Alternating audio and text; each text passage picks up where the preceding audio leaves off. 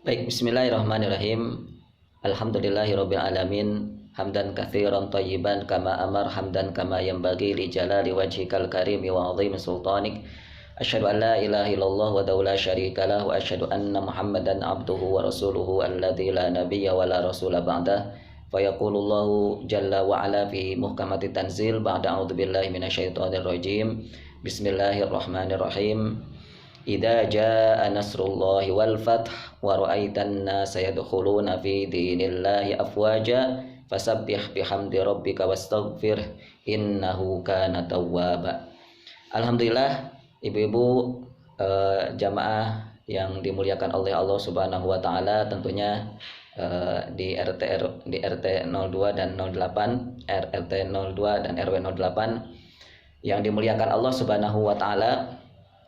Pada kesempatan sore hari ini dan tentunya di hari yang sangat membahagiakan ini, kita bersyukur kepada Allah Subhanahu wa taala dengan banyak nikmat yang telah Allah berikan, dan di antara kenikmatan itu kita dipertemukan dengan satu hari, dengan satu waktu, di mana waktu ini kita bertemu dengan waktu di mana dahulu di tanggal ini kita atau negeri ini telah dibebaskan oleh Allah Subhanahu wa taala, dimerdekakan oleh Allah Subhanahu wa taala, dan itu adalah sebagaimana yang tercantum di dalam Undang-Undang Dasar kita, merupakan hasil daripada ataupun berkat dari rahmat Allah Subhanahu wa taala, dan kita mensyukurinya. Alhamdulillahirabbil alamin, tentu dengan kalimat tahmid sebagaimana yang tercantum di dalam surat An-Nasr tadi yang kami sampaikan,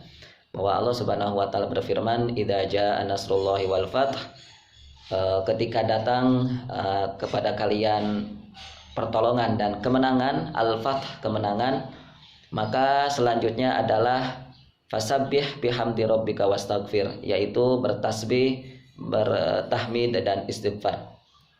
Dan kita bersyukur kepada Allah dengan kita melantunkan tahmid di antaranya.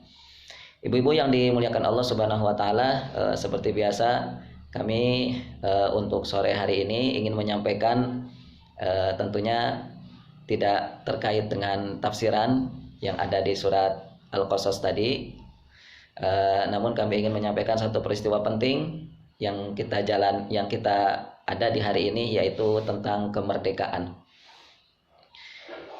Ibu-ibu yang dimuliakan Allah, kami ingin menyampaikan tentang kemerdekaan di dalam Al-Qur'anul Karim, yang mana kita melihat, ingin mengenal dan mengetahui bagaimana Al-Qur'an menjelaskan tentang kemerdekaan. Sebagaimana kita rasakan hari ini, bahwa hari ini adalah hari di mana muslimin khususnya dan umumnya rakyat Indonesia merasakan kebahagiaannya, di mana Allah membebaskan negeri ini dari belenggu tirani penjajah, yaitu pada hari ini tanggal 17 Agustus.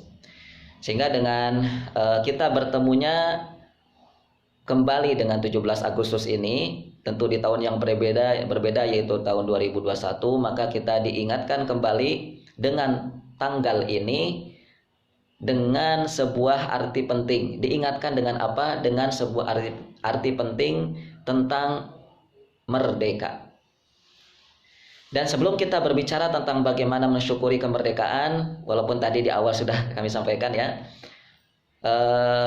atau bagaimana kita merayakan kemerdekaan, maka tentunya kita sebagai muslimin hendaknya kita memahami dulu tentang makna dari merdeka itu, dan kita akan bisa memahami dengan pemahaman yang dalam tentang kemerdekaan itu, tentunya dengan kita pahami bagaimana Allah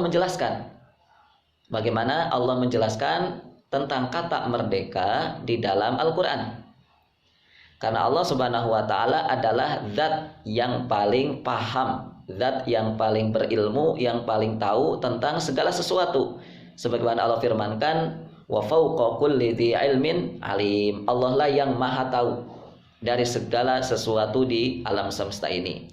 Dan juga sebagaimana tadi kami sampaikan bahwa di dalam undang-undang kita pun tercantum ada nama Allah. Masya Allah.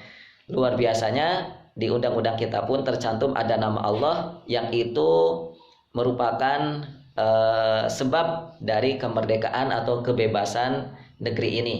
Sebagaimana kita tahu di dalam undang-undang tersebut dicantum sebuah dasar kalimat begini, ya, atas berkat rahmat Allah yang maha kuasa dan dengan didorongkan oleh keinginan luhur supaya berkehidupan kebangsaan yang bebas, maka rakyat Indonesia menyatakan dengan ini kemerdekaannya. Di situ dengan jelas tertulis berkat rahmat Allah. Masya Allah, Masya Allah, Masya Allah. Ketika saya membaca teks ini, saya sangat terharu, ibu-ibu, sangat terharu karena ada nama Rob kita di undang-undang dasar atau di undang-undang negeri kita ini. Maka betul-betul negeri ini adalah negeri yang menjunjung tinggi, memuliakan nama Allah Subhanahu wa taala. Tentunya diantaranya adalah karena Allah lah yang telah membebaskan negeri ini. Sehingga kita tidak akan, kalau kita berbicara tentang sesuatu ilmu dan diantaranya adalah tentang ilmu kemerdekaan, kalau kita dasari pada pemahaman yang benar, pada pemahaman yang paling benar yaitu Allah Subhanahu wa taala, maka kita tidak akan salah, tentunya tidak akan salah dalam cara memahami. Ya. Baik. Kita akan pahami kata merdeka. Kita akan pahami kata merdeka ini di dalam Al-Qur'an. Di antaranya Allah Subhanahu wa taala jelaskan kata merdeka ini di dalam surat Al-Balad ayat yang ke-13. Namun sebelum saya lanjutkan, di dalam literatur bahasa Arab bahwa kata merdeka ini sekurang-kurangnya memakai empat istilah. Yang pertama ada fakku, yang kedua ada tahriru, yang ketiga ada istiqlalu, yang keempat ada idqu. Keempat-empatnya sama-sama berarti merdeka atau bebas. Nah, yang sekarang akan kita bahas dari keempat istilah ini adalah fakku, yaitu yang ada di dalam surat Al-Balad ayat yang ke-13. Yang tadi artinya adalah bebas atau merdeka. Baik, Allah Subhanahu wa taala berfirman, saya hanya ingin membahas satu ayat saja, bahwa kalimatnya berbunyi atau ayatnya berbunyi fakku raqabah. Fakku raqabah, surat Al-Balad ayat yang ke-13. Artinya adalah fakku, bebaskan, merdekakan, ar-raqabah di dalam terjemahan tertulis kata budak. Baik, mari kita perhatikan apa makna dibalik kata fakku dan juga tentunya dengan kata raqabah. Penjelasan ulama dari kata fakku di antaranya adalah akhdhus syai' min yadi man ikhtaza bihi, mengambil sesuatu dari tangan orang yang memiliki atau yang menguasai. Ya. Jadi kalau ada sesuatu misalnya benda atau pensil ataupun barang apa begitu di tangan seseorang, maka kita mengambil pensil itu, maka kita mengambil barang itu. Itu namanya fakku. Ya, mengambil sesuatu dari tangan orang yang menguasainya atau menguasai sesuatu itu. Kemudian yang lain, kata fakku juga berarti yazilul man'i, yaitu hilangnya halangan atau rintangan. Jadi dari kata fakku ini ada beberapa pelajaran. Yang pertama, bahwa arti dari kata fakku ini adalah mengambil atau merebut, akhdhu, mengambil atau merebut.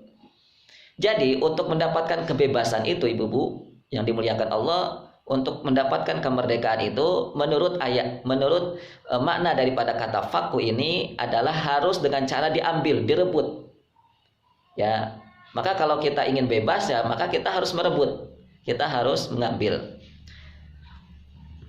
Kemudian yang kedua, arti dari kata merdeka itu adalah menurut dari kata fakku ini adalah hilangnya halangan atau hilangnya rintangan. Artinya selama ada halangan selama ada sesuatu yang menghalangi kita, selama sesuatu ada yang merintangi kita, maka tandanya kita belum merdeka. Maka tandanya kita belum merdeka. Kalau kita sedang berjalan ke depan, kalau negeri ini umpamanya sedang mengarah ke depan, berjalan ke depan, ingin membangun cita-citanya, tetapi ada yang merintangi, ada yang menghalangi, maka negeri ini belum sepenuhnya merdeka. Karena dari kata fakku itu yang artinya adalah merdeka, diantaranya adalah yazilul man'i atau hilangnya halangan ataupun rintangan. Lalu berikutnya dari kata ar-raqabah. Raqabah itu apa maknanya? Yang tadi kalau diartikan adalah budak. Para ulama menjelaskan, tentunya ditafsirkan ya, bahwa kata ar-raqabah muradun bihal insan, bahwa maksud daripada raqabah ini adalah manusia. Maksudnya adalah manusia seutuhnya.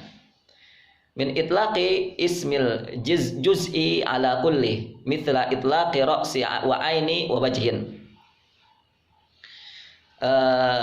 wa itharu, atau bahwa kata raqabah ini adalah tadi manusia. Meski kata raqabah ini asal artinya adalah leher. Ini raqabah ini asli artinya adalah leher. Ayat ini menginginkan sesuatu atau menunjukkan kepada sesuatu tapi mengatakan sebagian.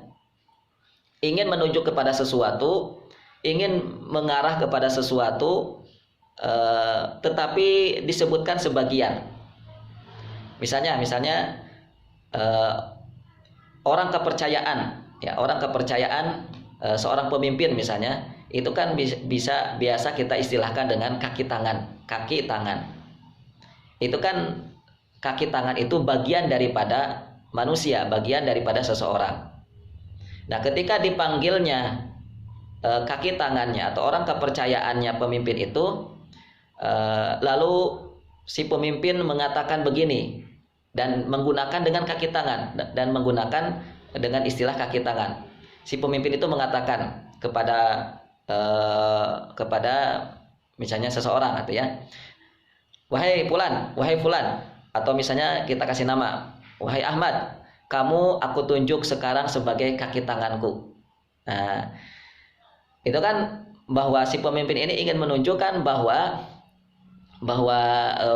beliau ini ya, si Ahmad ini ya itu adalah seorang manusia, tetapi kenapa disebut kaki tangan saja, dikhususkan kaki dan tangan, karena tadi maknanya dari kaki tangan ini adalah menjadi seorang kepercayaan, yaitu kepercayaan dari sang pemimpin tadi.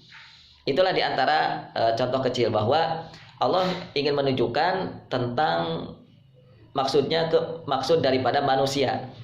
Namun Allah Subhanahu wa taala mengambil satu bagian daripada manusia, yaitu leher. Nah, yaitu leher. Maka pertanyaannya, mengapa menggambarkan manusia dengan leher? Mengapa Allah mengambil bagian untuk menunjuk manusia itu, mengambilnya adalah leher? Dan apa makna di balik leher itu? Ibu-ibu yang dimuliakan Allah, bahwa kata raqabah itu menunjukkan jami' dzatul insan. Ya, tadi bahwa ini semua ini menunjukkan kepada unsur manusia atau kepada unsur sesuatu. Lalu mengapa diambil leher? Ya. Lalu mengapa diambil bagian leher? Li syarafihi, ya, untuk menunjukkan keunggulan. Keunggulan dari apa? Keunggulan dari bagian leher dari tubuh manusia, dari unsur yang ada dalam manusia. Karena leher itu adalah satu anggota badan sebagaimana kita tahu yang paling penting, yaitu yang dimana leher ini menyambung antara kepala dan badan. Maka jika leher manusia atau binatang dipatahkan dipatahkan, maka habislah atau matilah manusia itu. Tidak seperti anggota badan yang lain, tidak seperti tangan. Tangan kalau diputus manusia akan mati atau tidak? Ya belum tentu. Kaki gimana juga sama. Tetapi kalau leher diputus, ya nggak tahu itu. Nggak mungkin lah ya. Nggak mungkin yang namanya manusia lehernya diputus nggak mungkin bisa hidup. Begitu juga ya misalnya binatang dan lain sebagainya. Makanya untuk mengalahkan musuh, untuk mengalahkan seseorang gitu ya, ataupun sebuah pasukan, Allah menjelaskan di dalam Al-Quran dengan menebas leher-leher mereka. Ya, supaya apa? Supaya menang, supaya bisa mengalahkan. Di antaranya di dalam surat Muhammad, Allah mengatakan, فَإِذَا لَقِيتُمُ الَّذِينَ كَفَرُوا فَضَرْبَ الرِّقَابِ. Maka apabila kalian bertemu dengan orang-orang kafir di medan perang, tebaslah ar-riqab, leher-leher mereka. Ar-riqab itu bentuk jamak, bentuk banyak daripada raqabah. Raqabah itu satu, ar-riqab itu bentuk jamaknya atau bentuk plural, bentuk banyaknya. Hatta idza athkhantumuhum fashuddul wathaq. Supaya apa? Ya, supaya menang. Hatta idza, sebagaimana atau apabila kalian athkhantumuhum, atau makna yang lain adalah aktsartum, sehingga kalian itu menjadi banyak jumlah kalian, sehingga kalian ini jumlah kalian mengungguli jumlah musuh kalian, artinya tetap mengalahkan, artinya kalian mengalahkan musuh-musuh kalian. Fashuddul wathaq, maka fashuddu quyudul asra, maka ikatlah atau rantailah dengan kuat para tahanan itu. Kemudian maksud daripada leher di sini juga adalah karena menunjuk zatul asir atau abid, yang artinya adalah menunjuk kepada sosok budak ataupun tahanan, ya, sosok budak ataupun tahanan. Lalu kenapa budak itu diartikan raqabah? Budak itu diartikan leher. Karena pada umumnya yang namanya budak itu dahulu dijadikan sebagai yuthaku min raqabatihi, seseorang yang diikat lehernya.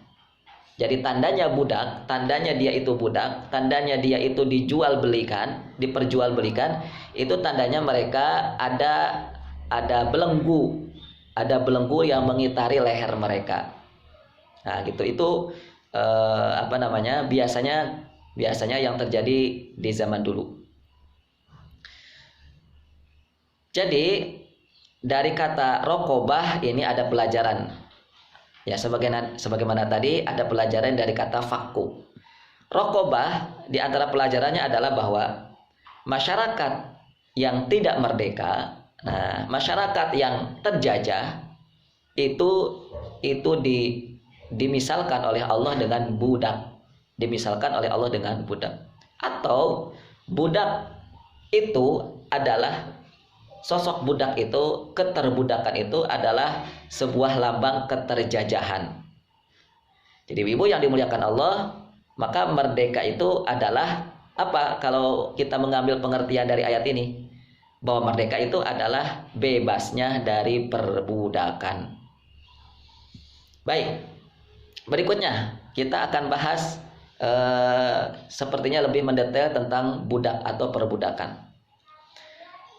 Bahwa tadi disampaikan bahwa merdeka itu adalah bebasnya dari perbudakan. Ya. Bahwa Al-Quranul Karim di ayat tadi menjelaskan yang namanya masyarakat, yang namanya bangsa yang merdeka adalah di mana tidak menjadi budak orang, di mana tidak menjadi budak bangsa yang lain, ya, yaitu dengan menggunakan kata fakku untuk memaknai merdeka atau bebas, dan kata fakku ini Allah sandingkan dengan kata rokobah. Allah sandingkan fakku dengan kata rokobah, yang tadi rokobah artinya adalah tahanan atau budak. Lalu apa itu budak? Nah, untuk lebih bisa kita pahami secara pemahaman Islam, secara pemahaman syariat, ya, karena kata budak ini kalau kita maknai dengan bahasa kita ataupun bahasa Malaysia misalnya, budak itu kan mereka katakan sebagai anak kecil, ya, budak. Tapi di sini kita inginkan adalah makna budak menurut bahasa syariat, ya, menurut bahasa syariat, yaitu bermakna milkul yamin. Apa itu milkul yamin? Yaitu siapa yang dimiliki dari tawanan-tawanan perang ataupun tahanan. Jadi siapa saja atau negara mana saja yang berada dalam tawanan seseorang, dalam cengkraman seseorang, ataupun dalam cengkraman negara lain, maka itulah budak. Ya, maka itulah budak. Jadi yang namanya seseorang itu yang ada dalam tawanan, seseorang itu ketika menjadi tahanan, menjadi tawanan, maka yang pertama dirinya sedang dimiliki oleh orang lain. Ya, dirinya sedang dimiliki oleh orang yang menawan. Atau yang kedua, dia belum merasakan kebebasan. Dia belum bahkan tidak merasakan kebebasan sebelum dia lepas atau sebelum dia bebas, ya. Itu. Lalu mengapa terjadi perbudakan? Ibu-ibu yang dimuliakan Allah Subhanahu wa taala, Asy-Syaikh Abu Bakar Jabil Al-Jazairi hafizahullah taala, beliau berkata bahwa perbudakan itu sebenarnya sudah dikenal manusia sejak beribu-ribu tahun yang lalu. Ya, dan telah dijumpai di kalangan bangsa-bangsa bangsa-bangsa kuno, ya, seperti Mesir, kemudian Cina, India, Yunani, Romawi, dan seterusnya. Kemudian beliau mengatakan juga, Syekh Abu Bakar Jabil Al-Jazairi, tentang budak. Mengapa terjadi perbudakan? Yang pertama karena terjadinya perang, al-harb. Yang pertama karena terjadinya perang. Jadi jika sekelompok manusia memerangi kelompok manusia yang lain dan berhasil mengalahkannya, maka mereka menjadikan para wanitanya, anak-anaknya itu sebagai sebuah kelompok yang mereka berhasil dikalahkan dan mereka bisa dijadikan sebagai budak. Itulah dalam tradisi perang. Kemudian yang kedua, terjadinya perbudakan juga disebabkan karena al-faqr atau kefakiran.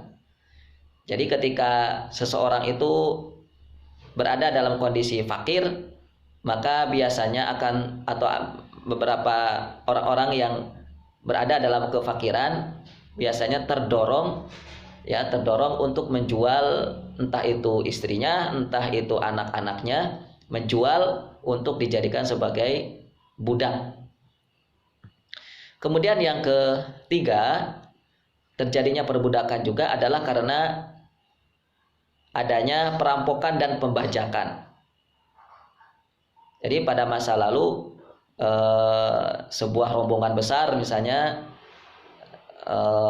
dari bangsa-bangsa Eropa, ya, kemudian singgah di sebuah kota, ya, misalnya di Eropa, di Afrika lah gitu. Kemudian menangkap itu ya, ya masyarakat negro, kemudian menjual mereka di pasar-pasar budak. Begitulah yang terjadi ya, yang terjadi dengan perampokan dan pembajakan. Dan itu salah satu, kata Asy-Syaikh, ini adalah yang menyebabkan tentang perbudakan. Namun menurut Asy-Syaikh Abdullah bin Abdurrahman Al-Bassam rahimahullah, beliau mengatakan bahwa di dalam Islam bahwa manusia itu seluruhnya tidak terkecuali ya, seluruhnya, entah itu Islam, kafir, siapapun itu, pokoknya manusia pada dasarnya mereka ini merdeka dan tidak bisa menjadi budak kecuali dengan satu sebab saja. Manusia tidak bisa menjadi sebab kecuali satu saja, yaitu orang kafir yang menjadi tawanan dalam pertempuran atau peperangan. Itu sebabnya adalah karena peperangan. Dan itu sebagaimana yang sudah ditegaskan oleh Allah Subhanahu wa taala di dalam Al-Qur'an, dan diantaranya di dalam surat Muhammad yang sudah kami sampaikan tadi. Surat Muhammad ayat yang keempat. Lalu kami ingin menjelaskan dan tentunya masih terkait dengan perbudakan, yaitu tentang tradisi perbudakan. Yang pertama kami ingin sampaikan tradisi perbudakan di luar Islam atau non-Muslim. Misalnya di zaman Fir'aun atau di zaman Mesir kuno terjadi perbudakan. Namun bagaimana kondisi atau bagaimana tradisi perbudakan di Mesir dahulu atau di zamannya Fir'aun ya, yang dikatakan sebagai rajanya Mesir waktu itu, yaitu di mana masyarakat Fir'aun ini dan bala tentaranya mereka menjajah, memperbudak masyarakat Bani Israel. Ya.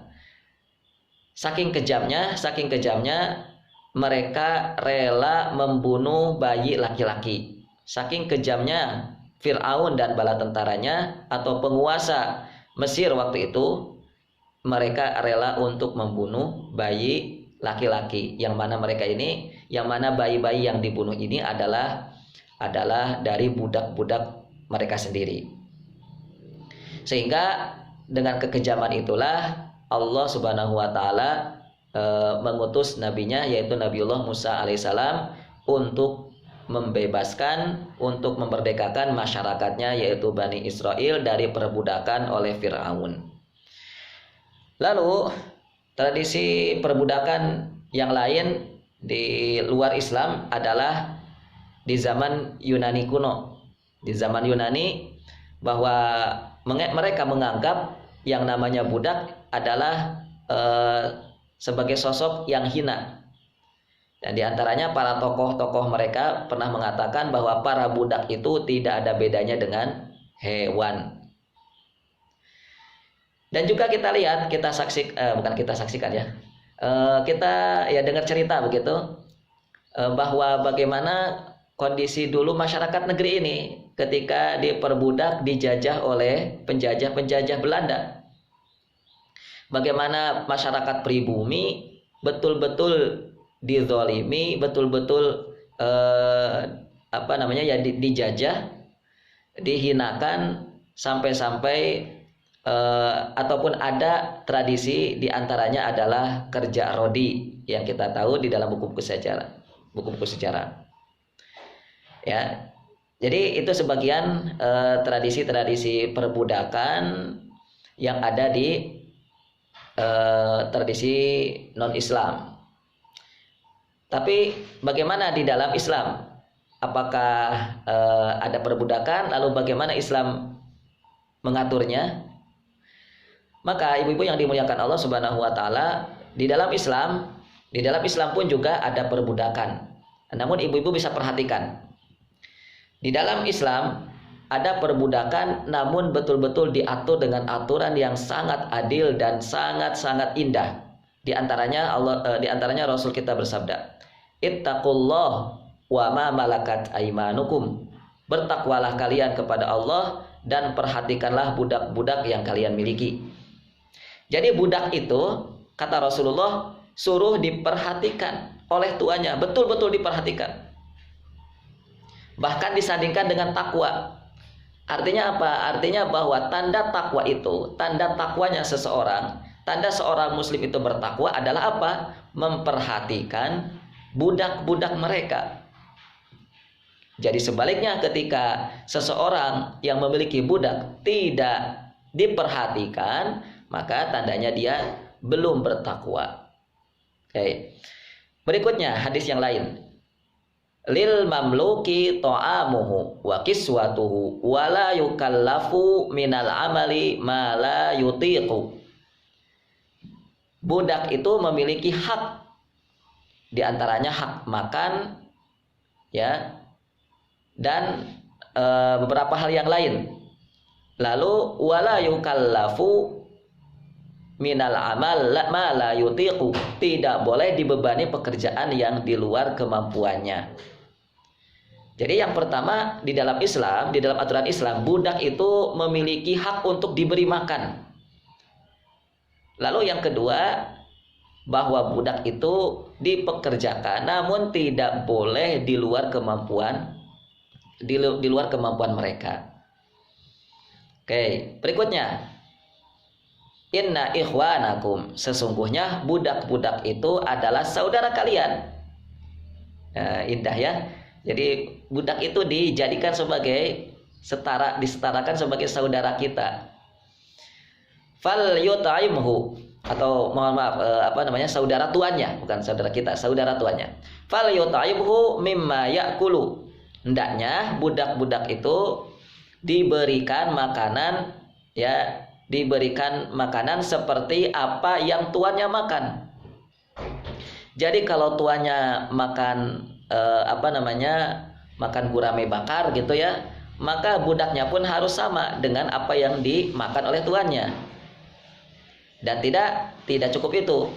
Wal yulbishu mimma yalbasu, dan pakaikanlah pakaian-pakaian untuk budak itu sebagaimana pakaian yang dipakai oleh tuannya. Jadi kalau tuannya memakai pakaian yang harganya 100 juta kemahalannya, pakaian yang harganya berapa, misalnya pakaian yang harganya 2 juta 5 jutaan begitu, maka budaknya pun berhak untuk merasakan pakaian yang sama seperti apa yang dipakai oleh tuannya. Gitu. Wala tukallifuhum ma yaglibuhum fa in kallaftumuhum ma yaglibuhum fa'ainuhum. Maka kalian jangan membebani mereka dengan pekerjaan yang memberatkan mereka, ya, sama seperti hadis yang tadi yang kedua. Intinya kalau di dalam peraturan Islam, di dalam syariat Islam, bahwa yang namanya budak itu betul-betul dijadikan sebagai manusia seutuhnya, ya, dijadikan sebagai manusia seutuhnya, walaupun mereka memang nyata-nyata budak.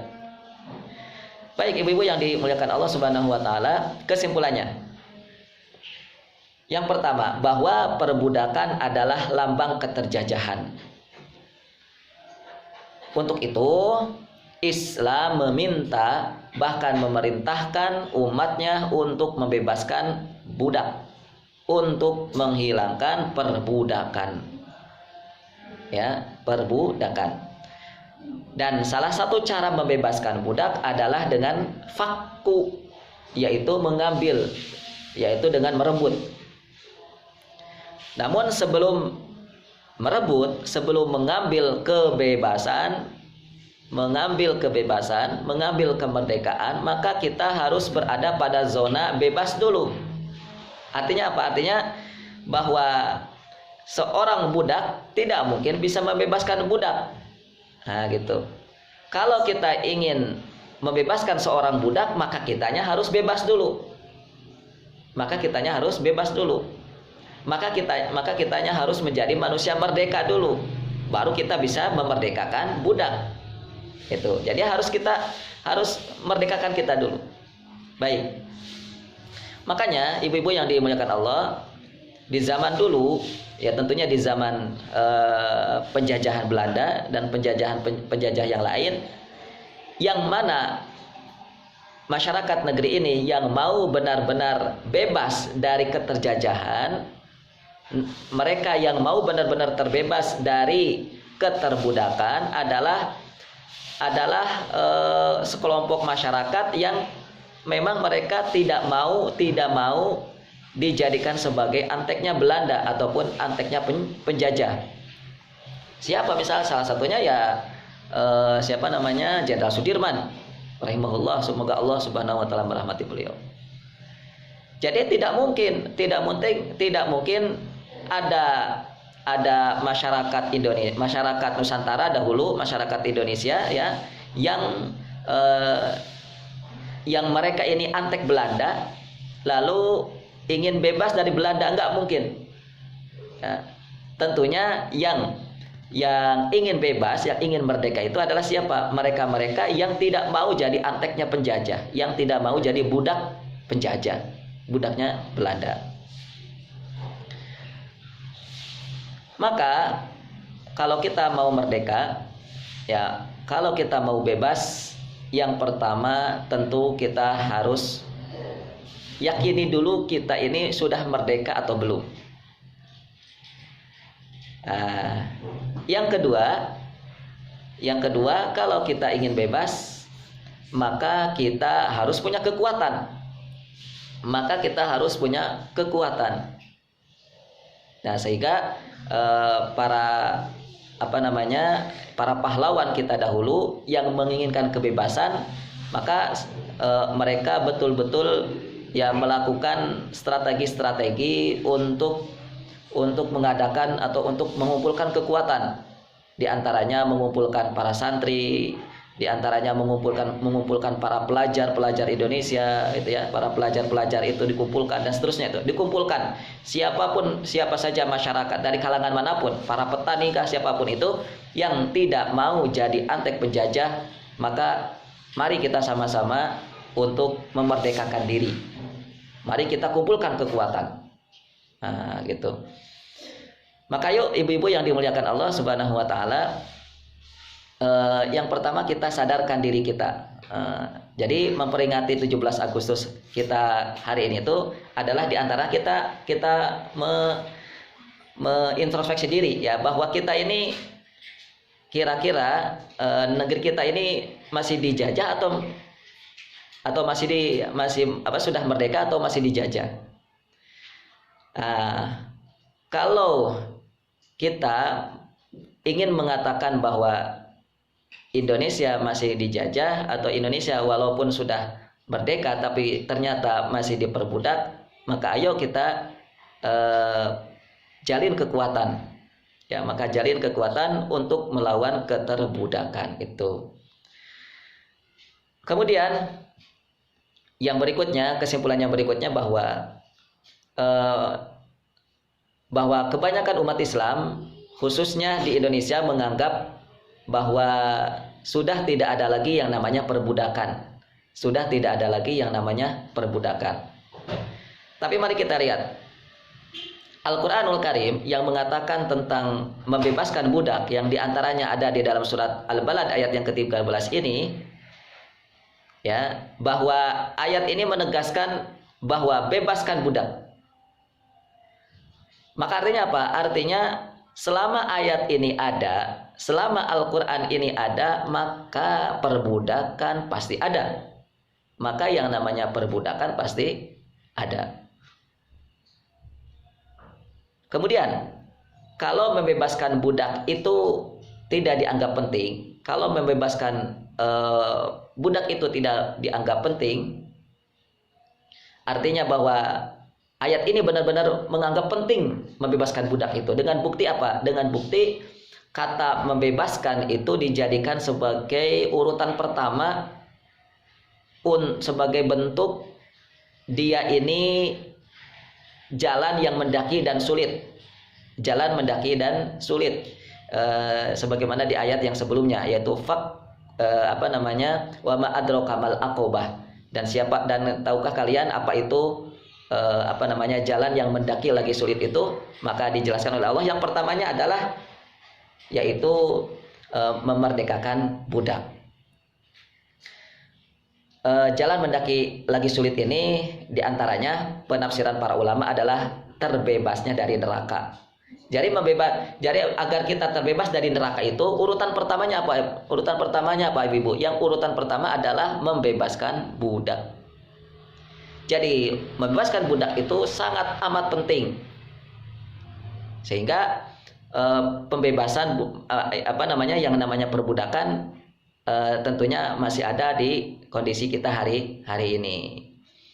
Namun mungkin kalau bentuknya secara formal ya seperti zaman dahulu mungkin tidak bisa tidak bisa kita saksikan sekarang. Tetapi perbudakan yang itu adalah yang kita saksikan hari ini di zaman modern ini, maka kita bisa melihat dengan kita membaca, dengan kita menyaksikan, khususnya adalah apa kejadian-kejadian yang menimpa negeri-negeri muslim. Ya, khususnya adalah kejadian yang menimpa negeri-negeri muslim, di mana mereka dirampas hak-hak ibadah mereka, di mana mereka dirampas untuk mendirikan sholat, puasa, kemudian menjaga kehormatan sebagai seorang perempuan misalnya, yaitu dirampas hak mereka para perempuan untuk memakai jilbab dan seterusnya. Lalu yang paling parahnya lagi adalah ya bukan hanya ditahan, bukan hanya dirampas hak mereka dalam beragama, tetapi juga mereka betul-betul dizolimi. Bahkan mereka sampai dirampas kehormatan mereka.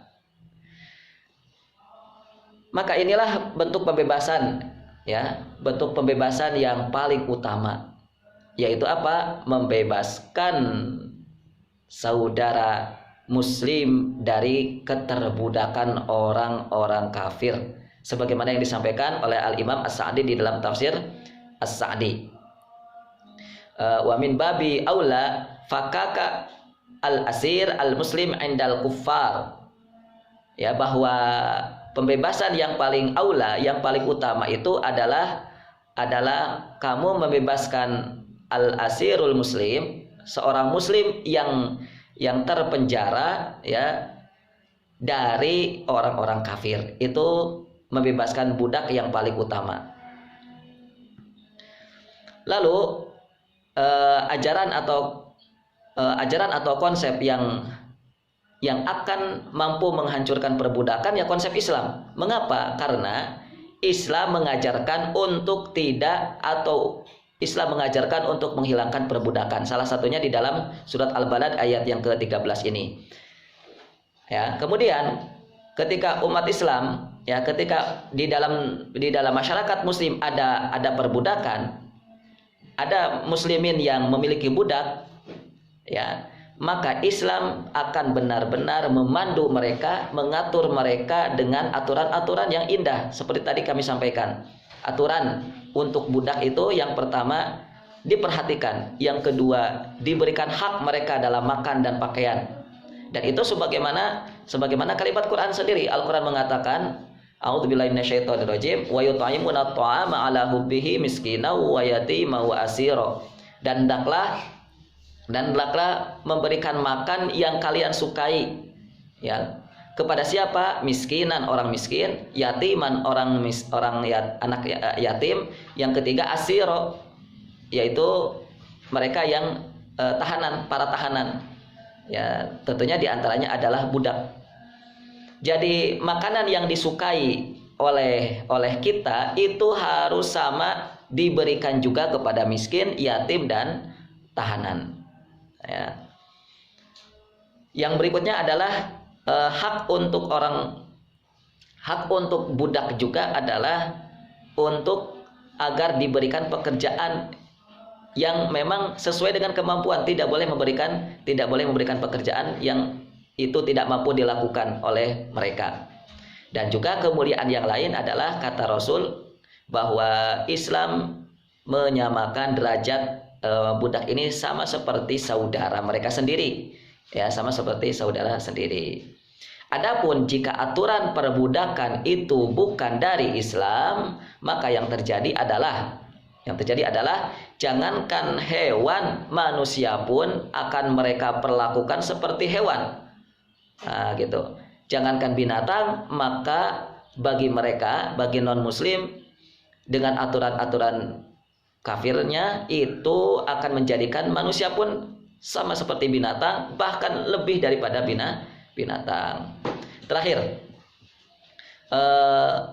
sesuai dengan surat Al-Balad ayat yang ke-13 ini, bahwa yang namanya kemerdekaan adalah nikmat yang amat sangat mahal. Kenapa?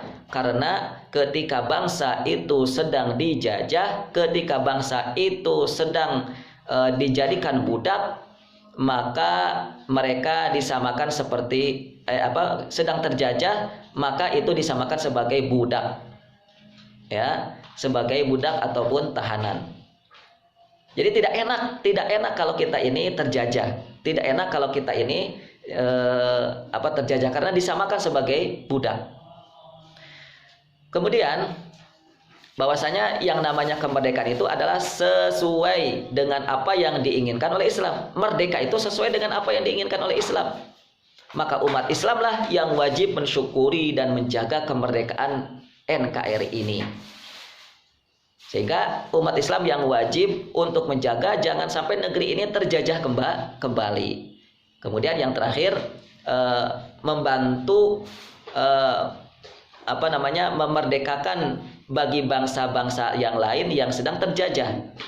Nah, itu cara kita mensyukurinya juga. Ini membantu memerdekakan bangsa-bangsa yang lain yang sedang terjajah ataupun yang sedang diperbudak. Di antaranya adalah negeri Muslim yang kita kenal sekarang adalah Palestina. Maka ibu-ibu yang dimuliakan Allah Subhanahu wa taala, inilah isyarat-isyarat kemerdekaan ataupun kebebasan yang Allah sampaikan di dalam Al-Qur'anul Karim. Mudah-mudahan dengan kita melewati 17 Agustus ini kita diingatkan kembali, dan kita mau ingat tentunya ya tentang sebuah arti kemerdekaan, bahwa merdeka itu adalah satu kenikmatan yang teramat sangat mahal.